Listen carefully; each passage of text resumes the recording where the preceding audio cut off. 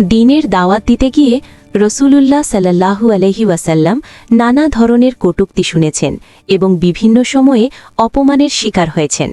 কিন্তু এসব ক্ষেত্রে তিনি অসীম ধৈর্যের পরিচয় দিয়েছেন এবং অবস্থার প্রেক্ষিতে নানা কৌশল অবলম্বন করেছেন। নিম্নোক্ত হাদিসে যা স্পষ্টভাবে ফুটে উঠেছে। উসামা ইবনে জায়েদ রাদিয়াল্লাহু হতে বর্ণিত, তিনি বলেন, রসূলুল্লাহ সাল্লাল্লাহু আলাইহি ওয়াসাল্লাম একটি গাধার পিঠে আরোহণ করেছিলেন। তার গায়ে ছিল ফাদাকের তৈরি মোটা পাড় বিশিষ্ট চাদর। উসামা ইবনে জায়েদ রাদিয়াল্লাহুকে তার পিছনে বসিয়েছিলেন। তিনি বনু হারিস ইবনে খাজরাজ গোত্রে অসুস্থ সাদ ইবনে উবাদা রাদিয়াল্লাহুকে দেখতে যাচ্ছিলেন। এটা ছিল বদর যুদ্ধ পূর্ব ঘটনা। যেতে যেতে নবী করিম সাল্লাল্লাহু আলাইহি ওয়াসাল্লাম এমন একটি মজলিসের কাছে পৌঁছলেন যেখানে মুনাফিক সর্দার আবদুল্লাহ ইবনে উবাইও ছিল। সে তখনও ইসলাম গ্রহণ করেনি। ওই মজলিসে মুসলিম, মুশরিক, প্রতিমা পূজারী ও ইহুদি সকল প্রকারের লোক ছিল। এমনকি আবদুল্লাহ ইবনে রাওয়াহা রাদিয়াল্লাহুও ছিলেন।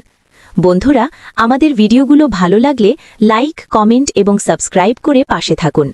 আপনার একটি সাপোর্টই আমাদের আরও ভালো ও শিক্ষামূলক কন্টেন্ট তৈরি করতে অনুপ্রাণিত করে। গাধার পদধূলি যখন মজলিসকে আচ্ছন্ন করল, তখন আবদুল্লাহ ইবনে উবাই বলল, আমাদের এখানে ধুলো উড়িও না।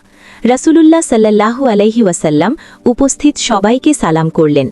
অতঃপর বাহন থেকে নেমে তাদেরকে আল্লাহর দ্বীনের প্রতি দাওয়াত দিলেন। তাদের নিকটে কুরআন তেলাওয়াত করলেন। এ সময় আবদুল্লাহ ইবনে উবাই বলল, এই লোক, তুমি যা বলছো তা যদি সত্য হয় তাহলে এর চেয়ে উত্তম কিছুই নেই।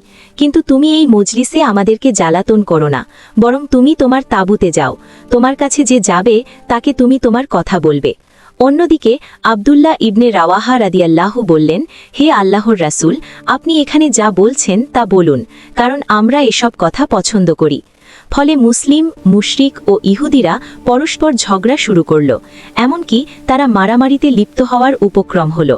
অতঃপর রাসূলুল্লাহ সাল্লাল্লাহু আলাইহি ওয়াসাল্লামের প্রচেষ্টায় একসময় তারা থামল।